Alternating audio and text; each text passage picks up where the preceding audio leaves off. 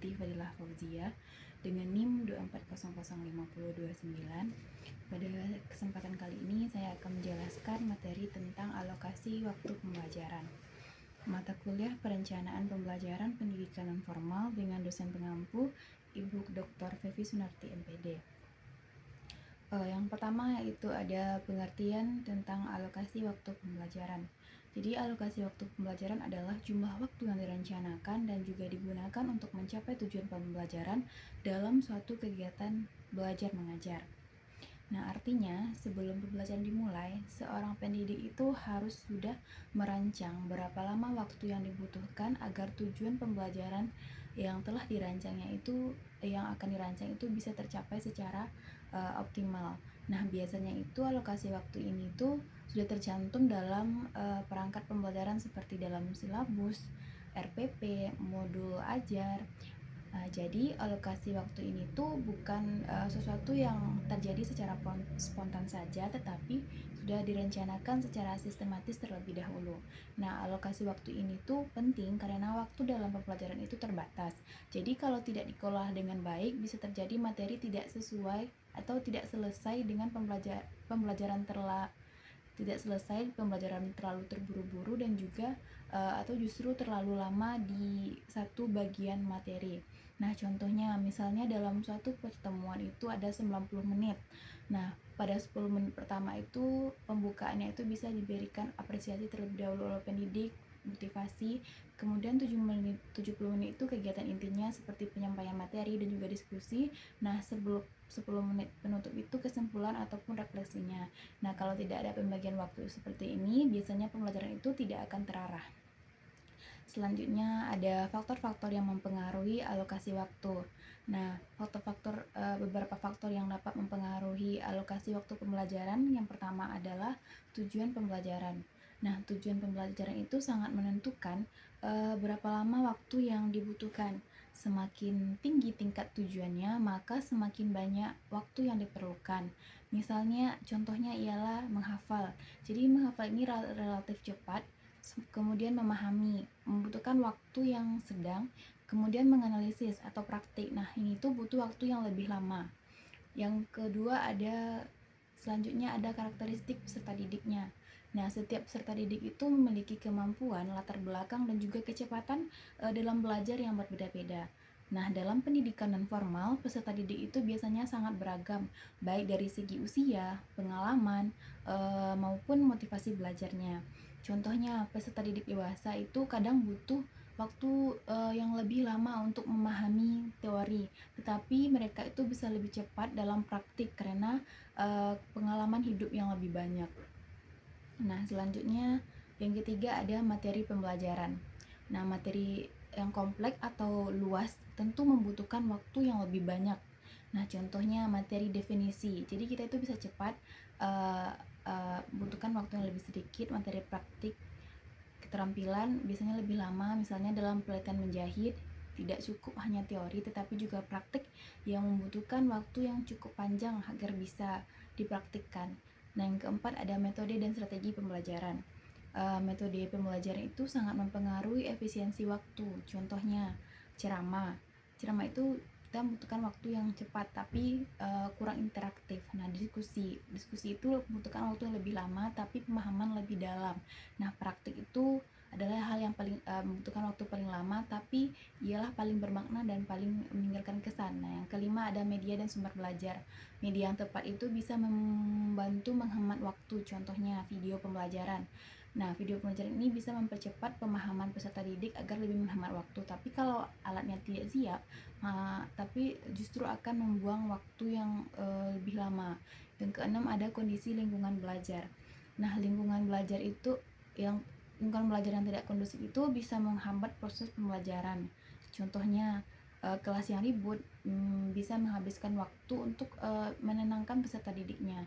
Yang kedua ada ruangan yang tidak nyaman. Nah, dengan ruangan yang tidak nyaman itu bisa menurunkan konsentrasi dari peserta didik. Yang ketiga ada kurikulum. Kurikulum biasanya sudah mengatur alokasi waktu secara umum. Contohnya jumlah jam pelajaran per minggu, durasi setiap pertemuan. Jadi pendidik harus menyesuaikan dengan aturan tersebut. Yang selanjutnya ada tahapan dalam perencanaan alokasi waktu. Dalam merencanakan alokasi waktu, ada beberapa tahapan yang perlu dilakukan oleh pendidik secara sistematis. Yang pertama adalah analisis kompetensi dan juga atau analisis tujuan.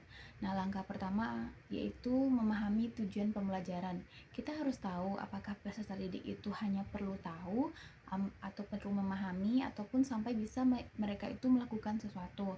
Nah, kita tuh harus tentukan terlebih dahulu tujuannya itu.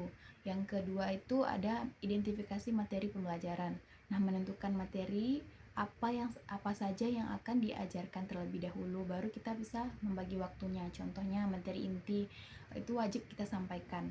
Yang kedua ada materi tambahan. Nah, jika waktu memungkinkan atau waktunya berlebih gitu. Yang ketiga menentukan kegiatan pembelajaran. Nah, merancang aktivitas yang akan dilakukan selama pembelajaran. Contohnya diskusi kelompok, presentasi, praktik langsung. Yang keempat itu ada menghitung kebutuhan waktu. Nah, setiap kegiatan itu harus diberi estimasi waktu. Contohnya, untuk kegiatan pembukaan itu bisa 10 menit, penyampaian materi bisa 30 menit, diskusi misalnya kita beri waktu pendidik itu 30 menit, dan juga penutup 10 menit. Yang kelima ada penyesuaian dengan kondisi nyata. Perencanaan itu harus fleksibel dan bisa disesuaikan. Contohnya, kalau peserta belum paham, waktu bisa ditambah dan juga lebih dijelaskan lagi materinya. Yang keenam ada evaluasi dan revisi. Nah, setelah pembelajaran itu dilakukan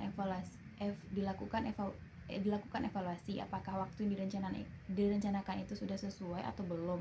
Contohnya kalau sering kehabisan waktu, berarti perlu revisi di pertemuan berikutnya. Yang selanjutnya ada teknik mengelola alokasi waktu pembelajaran. Nah,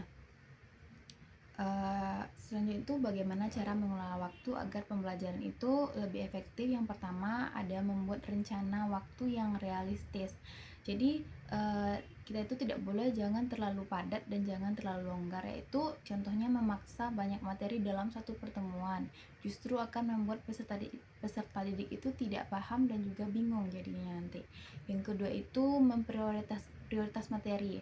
Nah, fokus pada materi yang paling penting terlebih dahulu. Contohnya materi inti itu harus selesai. Nah, materi tambahan itu bisa fleksibel, bisa juga kita selesaikan atau bisa juga kita jelaskan ataupun tidak karena intinya sudah selesai. Yang ketiga itu menentukan metode yang efisien.